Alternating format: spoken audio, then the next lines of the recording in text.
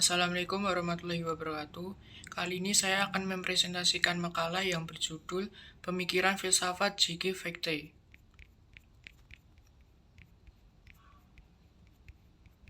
Langsung ke topik pembahasan pertama, yaitu definisi aliran idealisme. Menurut sebuah kamus filsafat, idealisme adalah aliran filsafat yang berpendapat bahwa objek pengetahuan yang sebenarnya adalah ide, bahwa ide-ide ada sebelum keberadaan sesuatu yang lain, bahwa ide-ide merupakan dasar dari keadaan sesuatu. Dalam kamus lain, dijelaskan bahwa idealisme adalah sistem atau doktrin yang dasar penafsirannya yang fundamental adalah ideal, berlawanan dengan materialisme yang menekankan ruang, sensibilitas, fakta, dan hal yang bersifat mekanistik. Idealisme menekankan supraruang, non-sensibilitas, penilaian, dan ideologis. Dalam tataran epistemologis, idealisme berpendapat bahwa dunia eksternal hanya dapat dipahami hanya dengan merujuk pada ide-ide dan bahwa pandangan kita tentang alam eksternal selalu dimediasi oleh tindak pikiran. Aliran idealisme dinamakan juga dengan spiritualisme. Idealisme berarti serba cita, sedangkan spiritualisme berarti serba ruh. Idealisme berasal dari kata idea, yaitu sesuatu yang hadir dalam jiwa. Aliran idealisme merupakan suatu aliran ilmu filsafat yang mengagungkan jiwa. Menurutnya, cita adalah gambaran asli yang semata-mata bersifat rohani dan jiwa terletak di antara gambaran asli dengan bayangan dunia yang ditangkap oleh panca indera. Pertemuan antara jiwa dan cita melahirkan suatu angan-angan, yaitu dunia idea. Aliran ini memandang serta menganggap bahwa yang nyata hanyalah idea. Idea sendiri selalu tetap atau tidak mengalami perubahan serta penggeseran. Yang mengalami gerak tidak dikategorikan idea. Kedua, topik pembahasan tentang perkembangan idealisme. Idealisme diartikan sebagai doktrin yang mengajarkan bahwa hakikat dunia fisik hanya dapat dipahami dalam ketergantungannya pada jiwa dan roh. Istilah ini diambil dari idea, yaitu sesuatu yang hadir dalam jiwa. Keyakinan ini ada dalam Plato. Pada filsafat modern, pandangan ini mula-mula kelihatan pada George Berkeley, yang menyatakan bahwa hakikat objek-objek fisik adalah idea-idea. Leibniz menggunakan istilah ini pada permulaan abad ke-18. Aristoteles memberikan sifat kerohanian dengan ajarannya yang menggambarkan alam ide sebagai suatu tenaga yang berada dalam benda-benda dan menjalankan pengaruhnya dari benda itu. Sebenarnya dapat dikatakan sepanjang masa tidak pernah paham idealisme hilang sama sekali. Di masa abad pertengahan malah satu-satunya pendapat yang disepakati oleh semua ahli pikir adalah dasar idealisme ini. Pada zaman Aufklärung, ulama-ulama filsafat yang mengakui aliran serba dua seperti Descartes dan Spinoza yang mengenal dua pokok yang bersifat kerohanian dan kebendaan maupun keduanya mengakui bahwa unsur kerohanian lebih penting daripada kebendaan. Selain itu, segenap kaum agama sekaligus dapat digolongkan kepada penganut idealisme yang paling setia sepanjang masa, walaupun mereka tidak memiliki dalil-dalil filsafat yang mendalam. Puncak zaman idealisme pada masa abad ke-18 dan 19 ketika periode idealisme. Jerman sedang besar sekali pengaruhnya di Eropa. Setelah Kant mengetengahkan tentang kemampuan akal manusia, maka para murid kan tidak puas terhadap batas kemampuan akal. Alasannya karena akal murni tidak akan dapat mengenal hal-hal yang berada di luar pengalaman. Untuk itu dicari suatu dasar, yaitu suatu sistem metafisika yang temukan lewat dasar tindakan. Aku sebagai sumber sekonkret-konkretnya, titik tolak tersebut dipakai sebagai dasar untuk membuat suatu kesimpulan tentang keseluruhan yang ada. Ketiga, topik pembahasan tentang biografi J.G. Fichte. Johann Gottlieb Fichte lahir pada tanggal 19 Mei 1762 di Remenau. Ayahnya adalah seorang penyamak kulit di sebuah desa kecil dan ibunya adalah seorang penenun pita. Fichte mewarisi sifat ibunya, yaitu mempunyai sifat yang tidak sabar yang ditampilkan sepanjang hidupnya.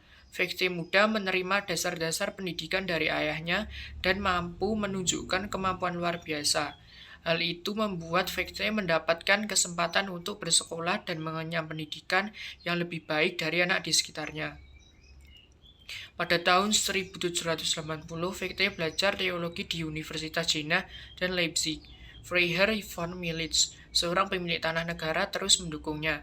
Tetapi ketika beliau meninggal pada tahun 1784, Fichte harus mengakhiri studinya tanpa menyelesaikan gelar itu, karena tidak memiliki uang. Fichte berhenti dari studinya dan berusaha bekerja sebagai guru pada beberapa keluarga kaya. Selama tahun 1784 hingga 1788, ia bekerja sebagai seorang tutor di berbagai keluarga Saxon. Selanjutnya, Fichte bekerja sebagai tutor pribadi di Zurich selama 2 tahun, yang merupakan waktu kepuasan terbesar baginya. Di sini dia bertemu Johanna Arendt pada tahun 1790. Beliau bertunangan dengan Johanna Arendt, yang kebetulan menjadi keponakan dari F.G. penyair terkenal Klopstock. Ketika menjadi seorang guru, Fichte bertemu dan berkenalan dengan filsafat Kant yang amat mempengaruhinya. Karena beliau menakjubkan, pindahlah beliau ke Königsbergen.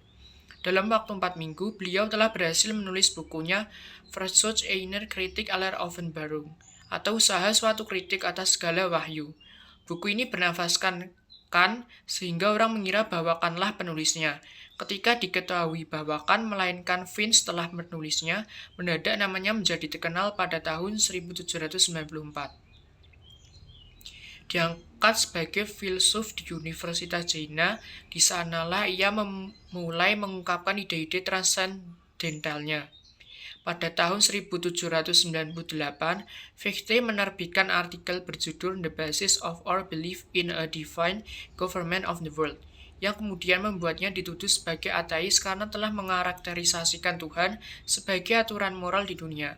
Pada tahun 1799, karena terlibat dalam perang ateisme, beliau mengundurkan diri dari Universitas Jena dan pindah ke Berlin. Pada tahun 1810, Fichte diangkat sebagai profesor di University of Berlin yang waktu itu baru didirikan, dan 4 tahun kemudian, yaitu pada tanggal 27 Januari 1814, beliau meninggal dunia karena serangan penyakit tipes yang dideritanya. Beliau meninggal pada usia 51 tahun. Keahlian Fichte dalam bidang filsafat dapat dilihat dari 3 jenis hasil karyanya, yaitu yang pertama, Über die Bestimmung des Menschen, tentang tujuan hidup, terbit tahun 1780. Kedua, Grundlagen der Gesetzten, Vincent Clavsrecht, dasar seluruh epistemologi, terbit tahun 1796, dan Das System der Sittliche Hirnas dan Prinzipien der Wissenschaft, sistem etika menurut prinsip-prinsip epistemologi, yang terbit pada tahun 1798. Aliran atau tradisi yang dianut oleh Fichte adalah idealisme Jerman, neo-Kantianisme, dan post-Kantianisme. Minat utama beliau adalah self-consciousness, self-awareness, filosofi moral, dan filosofi politik. Fichte juga berpengaruh besar terhadap tokoh filsafat sesudahnya seperti Hegel, Schelling, Novalis, Dieter Heinrich, Rudolf Steiner, dan Thomas Cercle. Keempat, pemikiran J.G. Fichte. Johann Gottlieb Fichte merupakan filsuf yang mengembangkan beberapa pemikiran dari Immanuel Kant. Menurut Fichte, fakta dasar dari alam semesta adalah ego yang bebas atau roh yang bebas. Dengan demikian, dunia merupakan ciptaan roh yang bebas. Filsafatnya disebutkan Wissenschaft atau ajaran ilmu pengetahuan. Dengan melalui metode deduktif, Fichte mencoba menerangkan hubungan aku dengan adanya benda-benda. Karena ego berpikir mengiyakan diri, maka terlahirkan non-ego. Dengan secara dialektif, Fichte mencoba menjelaskan adanya benda-benda. Secara sederhana, dialektika Fichte itu dapat diterangkan sebagai berikut. Manusia memandang objek benda-benda dengan inderanya. Dalam mengindra objek tersebut, manusia berusaha mengetahui apa yang dihadapinya. Maka berjalanlah proses intelektualnya untuk membentuk dan mengabstraksikan objek itu menjadi pengertian seperti yang dipikirannya. Fichte menganjurkan supaya kita memenuhi tugas, dan hanya demi tugas, maka tugaslah yang menjadi pendorong moral.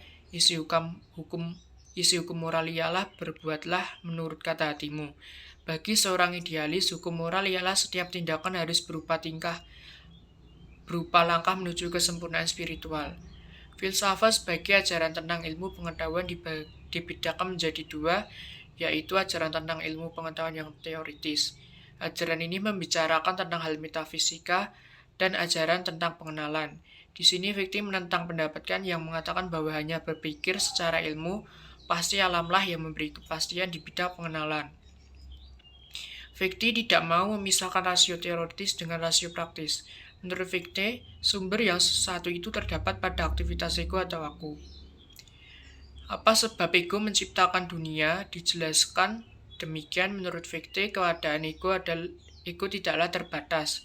Agaknya yang dimaksud dengan ego ini adalah ego mutlak, ego absolut yang dibedakan dengan aku perorangan. Ada orang yang berpendapat bahwa yang dimaksud dengan ego adalah Tuhan, akan tetapi ada juga mengatakan bahwa yang dimaksud dengan ego bukan Tuhan, melainkan tertib moral dari alam semesta, suatu kuasa yang bekerja di dalam dan melalui pribadi perorangan yang kita kenal. B. Ajaran tentang ilmu pengetahuan yang praktis. Ajaran ini membicarakan tentang hal etika. Di dalam ajarannya tentang ilmu pengetahuan yang praktis, Fichte menentangkan, yang mengajarkan bahwa setiap orang harus mentaati kewajiban. Menurut Fichte, yang penting bukan ego atau aku, manusia dalam arti yang seideal mungkin, sebab aku itulah yang mengajarkan tata tertib serta keselarasan di tengah-tengah benda yang banyak sekali itu. Makin mendalam orang yang menyelam alam semesta, makin luas cakrawala tata tertib itu.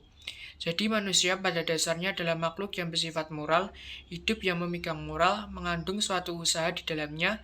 Tugas manusia bukan hanya untuk mengetahui, tetapi juga untuk berbuat sesuai dengan pengetahuannya.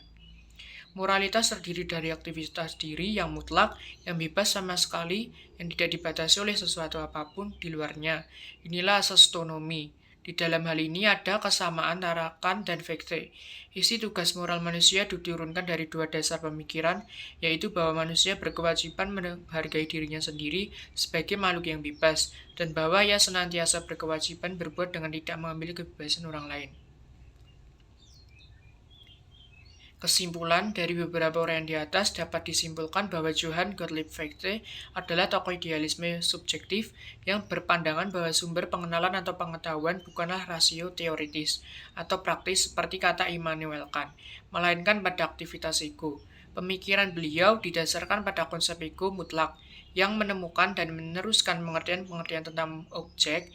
Ego tidak hanya sebagai penemu, melainkan sebagai yang menciptakan benda-benda. Dengan demikian, peran manusia sebagai subjek sangat dominan di dalam menggagaskan sesuatu. Menurut Fichte, fakta dasar dari alam semesta adalah ego yang bebas atau roh yang bebas. Dengan demikian, dunia merupakan ciptaan roh yang bebas. Filsafatnya disebut Wissenschaftslehre atau ajaran ilmu pengetahuan yang dibagi menjadi dua macam ajaran, yaitu ajaran tentang ilmu pengetahuan yang teoritis dan ajaran tentang ilmu pengetahuan yang praktis. Cukup sekian presentasi dari saya. Apabila ada salah kata, saya mohon maaf sebesar-besarnya. Wassalamualaikum warahmatullahi wabarakatuh.